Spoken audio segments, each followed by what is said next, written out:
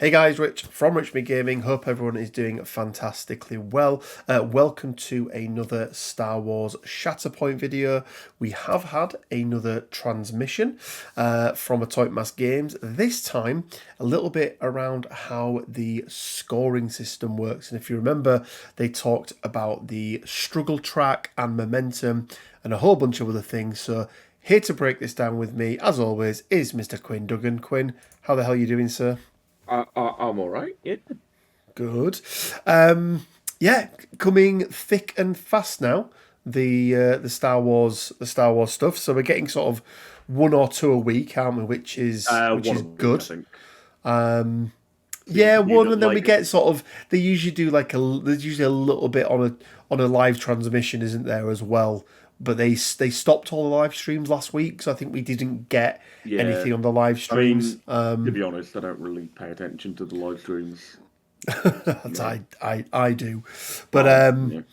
but yeah, they don't always give too much away. But struggle, or should I say, Shatterpoint missions, because that's the name of the actual article. So let's actually jump over and take a look at the article. So we've got here, hello and welcome to another instalment of Atomic Mass Games Transmissions. Today we're going to be diving into Star Wars Shatterpoint and into missions, sorry, in Star Wars Shatterpoint and how they work in the game. Look, we're not going to go through and talk about everything, but the first thing we do want to talk about, Quinn, is this struggle track. So, struggle is a very interesting concept in the game, isn't it? Because I'm there's really glad that they picked another word that begins with S yes, in the yeah, game Shatterpoint that has strike teams and squads with supports and secondaries. Uh-huh.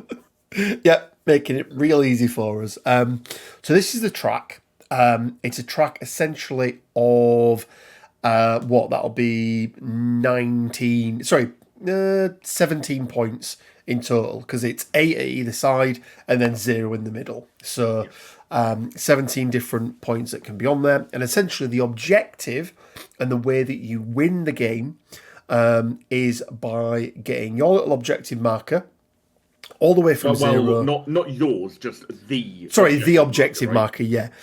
From 0 to the other side of your struggle counter. So if you're the left-hand player, you're going to the left, right-hand player, going to the right. And you need to do that twice, don't you? So you need to Yeah. win two different, what they're calling phases, which is Well, I interesting. think they're calling them struggles, and each struggle takes place in a phase, I In a want to say. phase. Yeah, I think that's Um, probably right. Yeah. yeah, I do have a very important question for you, Rich, regarding this struggle tracker, Okay. and there is a correct answer. Okay. Which side do you prefer? I would always prefer to be on the left hand side and it going towards the left. Cool. That is the correct answer because it's got more gold on it, and being the magpie that I am, I like it. Like You I like the like the shiny shinier stuff. side. Yeah. So you need to get, you start at 0 and basically you need to get to 8, but it's maybe not always 8. And we'll explain a couple of reasons why that could be in a minute. But the other thing, so let's just go into it now. So you need to do that 0 to 8 twice and you win the game, basically. But we also have something called momentum. Now, it sounds, Quinn, like you're going to earn struggle points. You're going to earn them at the end of each turn. Yes, each turn, not at the end of each round. Now, we're Once again, assuming, Quinn, yeah. yeah, we are assuming that it is a turn round a turn round struggle base, basically.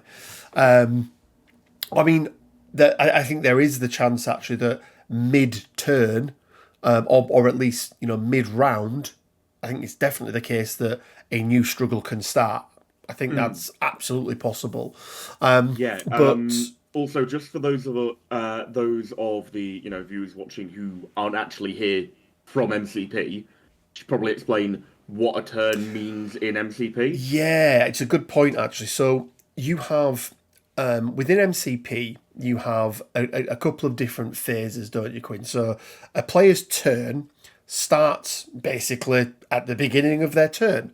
And a turn, typically in Marvel Crisis Protocol, has one activation of a single character. Now, there are a couple of different ways where you can have two activations or multiple activations in a single turn, but generally, you have a turn, you activate a character, you do the things with your character. There's also windows of opportunity to play what we call tactics cards in MCP, what I think may be called command cards Orders. Was it order cards? Yeah, so order cards in. I think it is also important to mention that in MCP, you can have a turn without an activation. For example, if you have activated all your characters and your opponent does an activation with one of theirs, it then goes back to your turn, even though you don't have anyone that you then pass back to them. So if that is the case in the Shatterpoint and you've activated everyone out, maybe you're still scoring in that interim to pull the struggle back. Potentially. Which could be quite important, actually. Yeah. So the idea is, so you score these struggle points primarily by contesting objectives. That's what it looks like. So what will happen is, Quinn, I start, I move up, I do something that scores me my struggle points, and it moves up the track towards me. Then, my turn ends. You then take your turn. And again, we're assuming that within a turn, I activate at least one character. Yeah, it might be that you activate by unit instead, so supports go units together. I was going to say units is interesting, and that may be where units become really important, right? Because if the idea, if you win by scoring these points, having more things to score more points could be a thing. And as we all know, more points is more better. More points is more betterer. So I take my turn, Quinn. I score some points. So at the end of that turn, I score let's say 2 points. But then you activate your character, you take your turn, and you score some points. And it doesn't score me 2 points and then scores you 2 points. So if I score 2 and then you score 2, it's going to go back to 0, isn't it? It's a single score that moves up and moves back down. So it could be you've got this. I did a big thing on my turn and took out one of your guys, freed up an objective for myself, and they were scoring 2 anyway, and I pull it back 3. So then actually it's 1 in my favour over what you did in your last turn, right? Exactly. So I go from it's a swing. Comes in. Yeah, exactly that. It's really, really interesting. And I think it's very, very different, at least to any other games I've played. However, there is another element in here as well. And sorry, as we mentioned, you need to do that twice and you win a game. But if you notice at the edge of these trackers where the number 8 would be, and I'm sure if those little markers were moved, you would see a number 8 in there.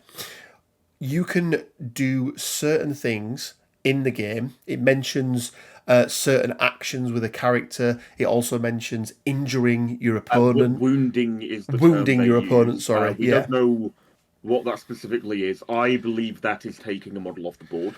I would imagine so, yes. And what can happen there is you move your momentum token up the track. So you go from needing 8 struggle points to only needing 7 or 6 or 5 or whatever number that may be. So it shortens the distance you have to swing back. Yeah, absolutely.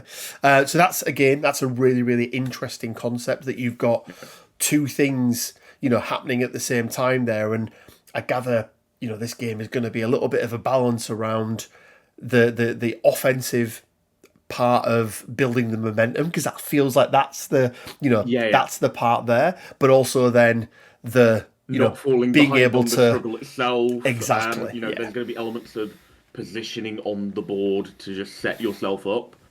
And as I think we'll get into now, you have your first struggle. Yep. Yeah. So basically, a single player, we can see here, a single player must win 2 struggles. Where'd it go? There we go. So what is a struggle? How do you set it up? What goes with it? So there's two main different parts to a struggle. First of all, there is what are they referring to it as? So here it's shifting priorities. It looks like, we would call that I think they're saying a mission setup card. We believe this is a mission card, and it is the only one included in the core box based on the contents list. Based on the contents list, and this is effectively your objective deployment map, right? Yeah. So you've got those 9 objectives.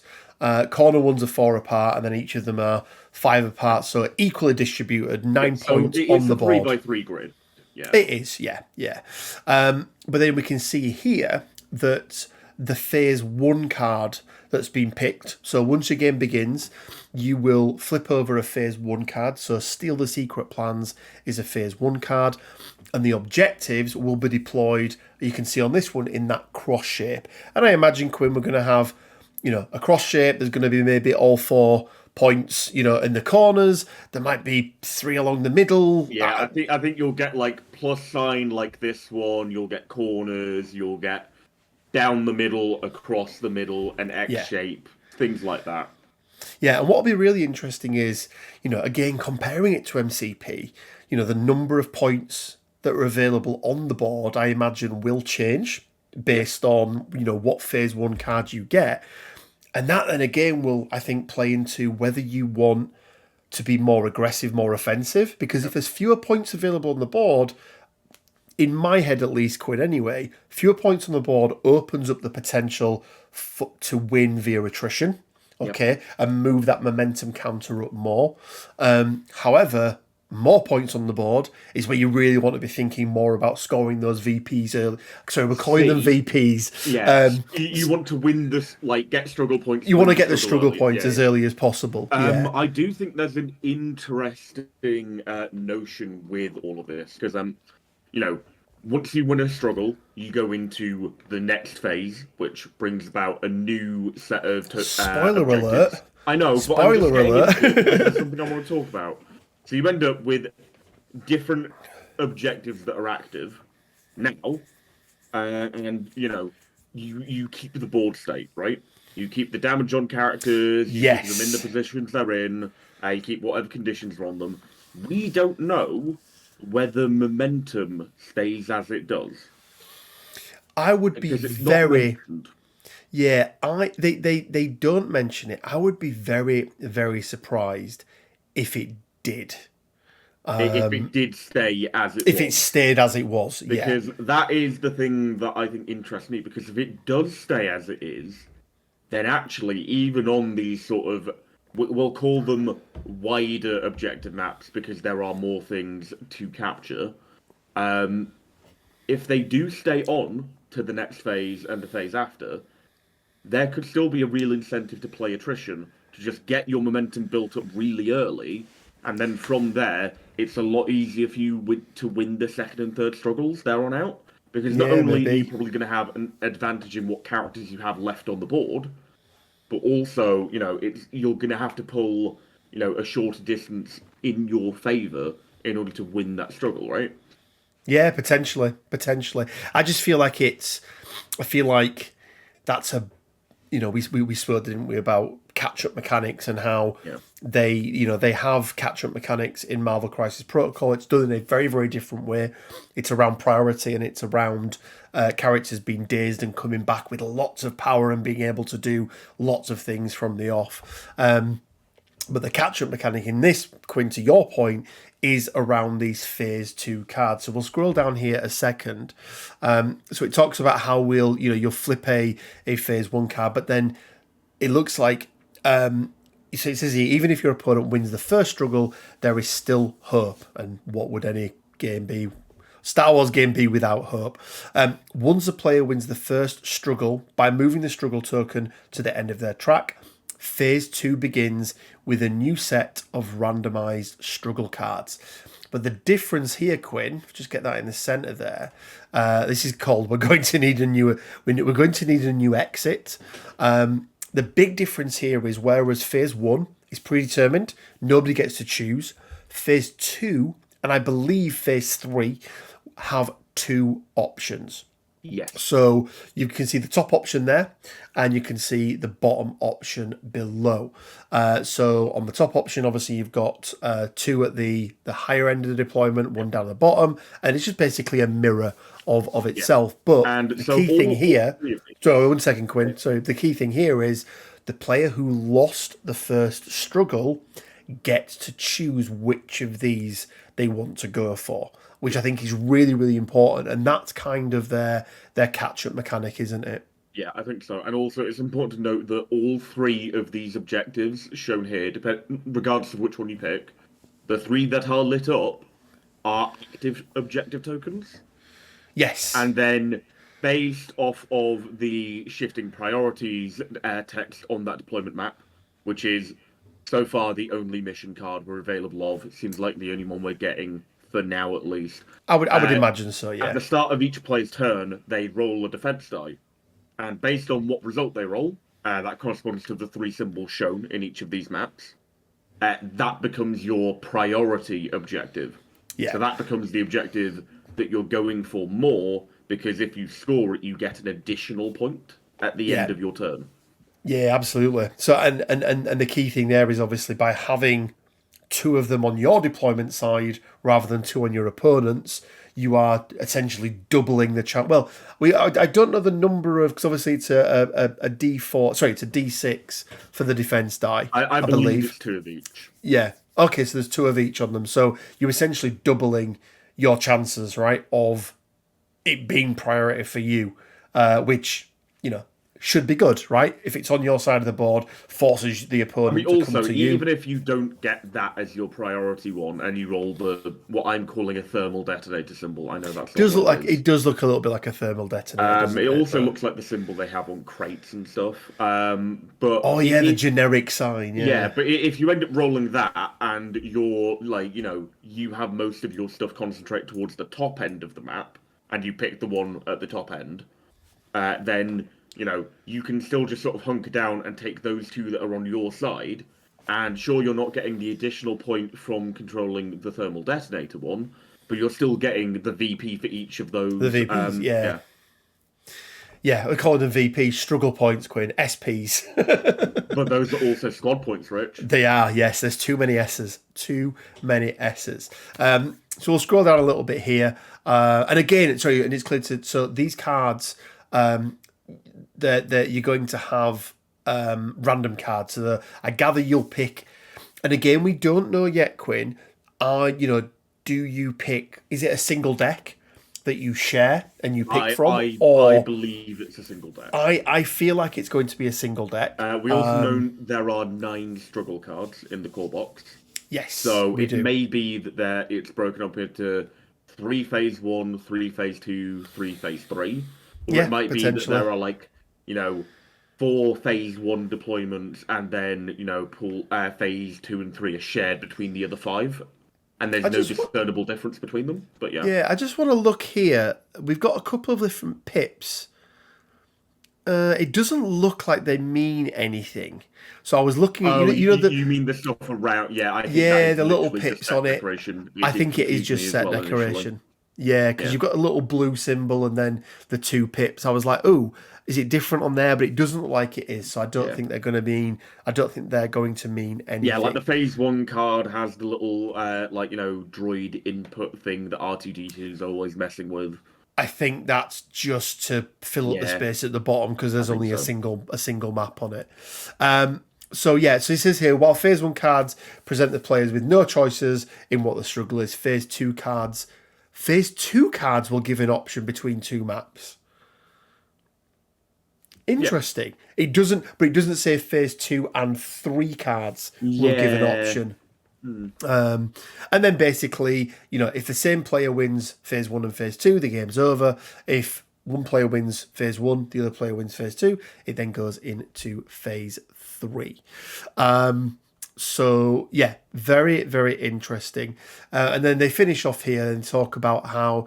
Now, some people may assume, I'm playing the best of 3. That's pretty cool. And you wouldn't be wrong. Kind of. And this is, Quinn, the point you were making earlier, where it says, between each phase, nothing in the game resets. Damage, injuries, wounds, conditions. Oh, I gather nothing in that. the game that Well, might. Does that mean just on the board? I feel like in the game is on the board, and the struggle track is kind of because the struggle track does reset, right? Because that's just how it's going to work. So it's interesting, really, really interesting. But basically, so at the end of a turn, you are going to be able to win a phase, but you could then go into, at least with the way that I'm reading it, Quinn, you could then go into phase 2 and it still be the same round effect. I mean, are there even going to be rounds, Quinn? That's the thing. I'd assume so, because otherwise, how do you like delineate, when a character gets to go again, right? Is it just like, could you just do it so you take all, like, these 8 characters, these 6 units, and just go, I'm going to activate Anakin every turn, and he's I just would going to run imagine. around and do dumb things. I would imagine not, but they've not spoke about They've not rounds, mentioned it, yeah. and But it could be is it something because as rounds in and of themselves aren't actually important to the missions and the struggle mechanic? probably, yeah, that is Yeah. probably right. And is there cleanup? Is there a cleanup phase, for example, Yeah. as part of it? So. And I mean, and then lastly it says, so it all stays on characters. Positioning your characters to capitalize on the ever-shifting objectives and planning for the future are a huge part of any successful strategy in Shatterpoint, and will tax even the greatest characters and players alike. And then basically, now you know something, will you please pre-order it? And talking about pre-ordering, I'm going to go to Future Rich, and he's going to share with you a fantastic offer we've got from Olympus Wargames. Hey guys, Future Rich here. Sorry for interrupting the video, but I wanted to share with you guys an exclusive deal that our partners, or our channel partners over at Olympus Wargames, have put together for the Star Wars Shatterpoint release. As we know, it is now up for pre-order and is going to be released on the 2nd of June. So let's have a quick look at what offer it is that they've put together. So you're going to get the Star Wars Shatterpoint core set, obviously, with those 2 strike teams that you get included in there, but they're also going to be including the Hello There Obi-Wan squad pack and the Twice the Pride Count Dooku squad pack in there as well. In addition, you're going to get the Higher Ground terrain set and the Take Cover terrain set, so more than enough terrain to play a game. And lastly, this is really nice, especially if you're looking at sharing this core set with a friend. You're going to get the extra dice set and you're going to get the extra measuring tools, meaning that you've got plenty of dice, you're not having to swap back and forth, but also you can have your own measuring tool set yourselves as well. Now this would come in, or this does come in at an MSRP of £445. So what are they offering? Well, if you pre-order before the 14th of April, you're going to get this for an exclusive price of £320. And yes, it still seems like a lot of money, but share this with a friend. It's a great way of being able to get into the game. And I don't think you're going to see an offer like this out there, or at least I've not seen one, but that is not it. If you place those orders now, and if you get them in before the 14th of April, guys, you are going to get the Ahsoka Tano Padawan miniature with that card that we've already been teased as well. I don't know, again, anyone else in the UK that's got their hands on these yet, but we've just had it confirmed, so really excited to share with you. So £320, you get everything that's day one release, plus that Ahsoka Tano miniature. So yeah, make sure you head down to the description below. There'll be a link over to the Olympus Games website. And yeah, happy gaming. Let's get back to the video. Cool. Okay, Quinn. So, interesting post. Yep. I mean, we knew that we knew that this struggle tracker was going to be a point scoring system in some way. What are your initial thoughts on how it's going to be scored, and does it make you more excited, less excited, or doesn't really change anything for you? Okay, first of all, Rich, when I play MCP, what side do I always put my dice tray on? You always put it on the left, Quinn. Why do I do that? Because you're left-handed. Okay, so when I put this struggle tracker down, I'm going to put it down on the left, which means I get the cool side. which I'm very happy about. That's my main concern with this entire thing. Do I get the cool side of the score tracker? Yes, Fair I do. enough. Cool. And you've just translated the Orabesh on there as well, Yes. Quinn, haven't you? So let me just quickly show. Let's just go back to it and show it. So the Orabesh on here, and Quinn, what insight does it give us to the game? What does it translate to? It says Quinn instantly wins. No, it is literally Shatterpoint in Orabesh. Yeah. So it's just Shatterpoint. Which, is fair enough. Like, it's a nice bit of set dressing. I'll give it that. It is. It is. But yeah, what are your thoughts, Quinn? I'm very, very interested. So obviously, not every game is going to have the same active objective tokens in any of the phases, right? It can always vary, and I think that's going to be a very interesting factor because I assume we're not going to have a roster element like we have in MCP where you chop and change what you're bringing. You just bring your two squads to make a strike team. I would say that is pretty much guaranteed. Yeah. That is pretty much guaranteed. You've got to make that strike team balanced to play all of these different variations of the maps and the objectives and what struggles you're going to go for. I do really like the back and forth element. I think that makes a much more sort of it gives the whole scoring system a bit more jeopardy than MCP does, I'd say. Because in MCP, it's first to 16 wins.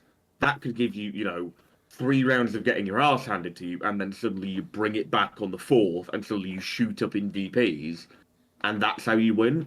Whereas this is going to be more of a fine, delicate balance of where you end up going. I also think, we saw an ability on Rex's card in the last transmission, get a move on soldier. I think that's going to be very interesting with this whole mechanic and priority and things like that. Because maybe, you move up a 501st trooper onto the bottom middle bit of that plus sign to capture that, and then you double move Rex up to one of the middle points, and suddenly that's getting you 2 on your first turn. And maybe that's going to be like an opening gambit that, not every strike team is going to have available to them. Yeah. I think it's also going to be interesting whether units activate together or independently, because obviously if it's together, then I think supports will have a very big role in terms of the scoring early doors, because you'll want to activate a support unit, move those 2 guys up independently, and get them to capture 2 separate objectives. Although, is there unit coherency with them? Well, but is it also then a risk because they have, they inherently carry less health points, hit points, whatever you want to call them, but they're more susceptible to be mowed down by a lightsaber wielding fanatic. Not that they all are, but a lot of them are. They are literally all religious, aren't they? Yeah, most of them. So I think it's going to be really interesting. I can already see. We talk a lot, and for anyone that doesn't watch our MCP, we talk about 3 pillars within MCP of attrition, control, support, and I can already see in this game how that's going. Not exactly how it's going to work and what character's going to do what, but you can see how those 3 pillars are still going to be so important in this game. There's going to be a delicate balance between them. I also think, how characters interact with this struggle system and objectives in general is going to have a big influence on how they are costed. Yes. A lot of people are worried that, say, for instance, Count Dooku is going to be like an 8 squad points character when people think he should be a 7 because he's more powerful than Ahsoka, this, that, and the other. Maybe they end up being able to make him an 8 because whilst he is, an incredible duelist, he has the Makashi lightsaber form. He's a little bit of an old man, isn't he? He's not very quick. Exactly, he's not very quick. Maybe he waddles up the board, and if he gets you, you're screwed. But he's not contributing as much to those objectives. Maybe because he's the separatist head of state, he's worth more momentum if you kill him. These sorts of things going on, there are a lot of balancing factors that can be introduced with this struggle system that maybe end up having characters represented in a way that, still feels like them, but allows you more options with them in terms of squad points and that sort of thing, right? Yeah, it's going to be really interesting because I think to your point, you would you kind of feel like a B1 droid goes down, like no impact, right? I'm not struggling any less because they were a B1 droid. We are literally churning out thousands of them a day as the separatists, right? But losing Rex on the battlefield, that feels like that's going to be a bit of a sucker punch. So maybe does move that momentum track on. I'm really excited about it, Quinn. I think I know a couple of people are, they've not been too keen on this. I think they're referring as the drip feed. I actually don't mind it. I think it lets us understand different parts of the game rather than just a whole rules dump of there you go work everything out. Yeah. It's quite interesting to do it in this way. I think in an ideal world, we'd get a couple more of these articles before Adepticon, and then on Adepticon, they just drop the rulebook. That would be like the ideal for me. I think so, yeah. I think what they've said is next time round into the gameplay concept is where they're going next. It's more of an overview of gameplay, right? Yeah, which will be good.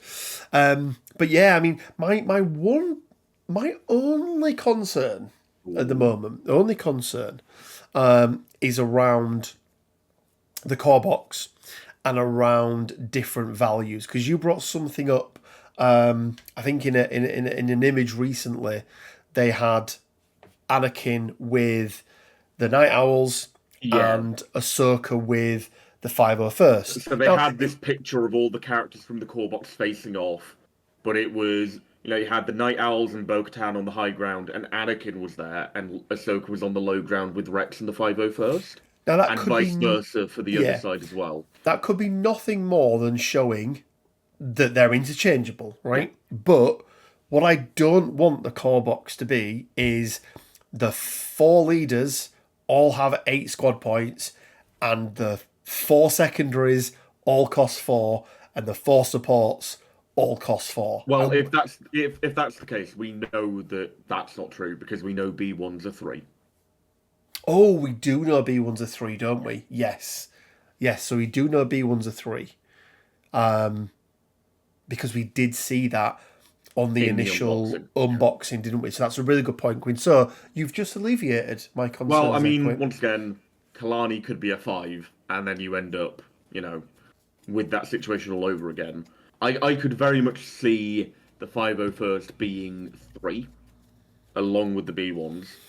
And then I imagine Rex is a 4, because Padawan Ahsoka Tano is a 4. And we know that they swap out very well for an Anakin. They did mention that. Yeah. So that to me screams that Anakin will be a 7, because I don't think the 501st are gonna be 4, just because the Mandalorians are probably comparable fighters, but they have jetpacks. They feel like they're going to be that little bit better, right? They feel like they're going to be that little bit better. They've got the jetpacks. They're also less disposable, right? Than most disposable droids, then clones, right? And then whoa. What? Not in my eyes. I'm not making the rules. Look, to quote, Plo Koon, you all matter to me. Because that's the thing he says to the wolf pack when they're stranded in the escape pod. and like, oh yeah, we're all disposable. It's like, not to me. And he does the cool Plo Koon voice because he's got the breathing apparatus. The breathing apparatus on it, yeah. Guys, we're going to leave it there. Quick reminder that we are giving away a Star Wars Shatterpoint core box. So how do you get within a chance to win that? You need to do 3 things. You need to like this video. You need to make sure you leave a comment on this and any of the other Shatterpoint videos as well. Go watch them as well. Don't be like that. I mean, the tier list is amazing. The tier list is the best tier list we've ever made. And you need to make sure you subscribe to Rich Mid Gaming. Once you've done all that, on the 4th of somewhere around the 4th of May. Right, I've not even looked yet, Quinn, as to when the 4th of May. I know when it is. I don't know what day it is. Let's have a look. What is the 4th of May? The 4th of May is a Thursday this year. Okay. Shall we make it a Friday? Make it Revenge of the 5th? Revenge of the 5th, yes. So either on the 4th or the 5th, we'll do a live draw and we'll pick a random video, we'll pick a random person, and you will win yourselves a Star Wars Shatterpoint core box. But leave a like on the video, leave a comment, and make sure you have subscribed. Just leave a like anyway if you could, it'd be really good. If you want to support us even further, you can do by supporting us on Patreon, whereas from as little as £1 a month, you can support the channel. Puts you into our automatic prize draw, where every month we give away an MCP character pack. What we'll be doing moving forward once Shatterpoint has been released, it will probably be either an MCP character pack or a squad pack of your choice, so you'll get to choose between the two. If you're smart, you'd pick the squad pack because they're worth more. Well, it depends. If you play MCP, you pick that. If you pick Shatterpoint, you pick that. It's fine. No, you pick the squad pack and you sell it, and you get like an MCP box and a half. Stop doing it, Quinn. What? Stop telling them how to make money. I know. So yeah, you can go do that. Go check us out on the Discord. There's almost 750 people on there now, Quinn. It doesn't seem like a long time ago. I was saying there's a couple of hundred people on there, and it's like 750 of us now. I know. The old adage is we always say there's at least 3 people there. There is somewhere between 3 and a million. Yeah. And do you know what? We've never been wrong with that. No. So go check it out. There's a whole bunch of Shatterpoint stuff on there. There's a whole bunch of MCP stuff, plus a whole bunch of other stuff as well. Just some like-minded people who love Marvel, love Star Wars, love tabletop gaming in general. So head on over there, check that out. There'll be links down in the description below to everything. And as always, guys, it leaves me with just enough time to say stay well, keep safe, and until next time, may the Force be with you.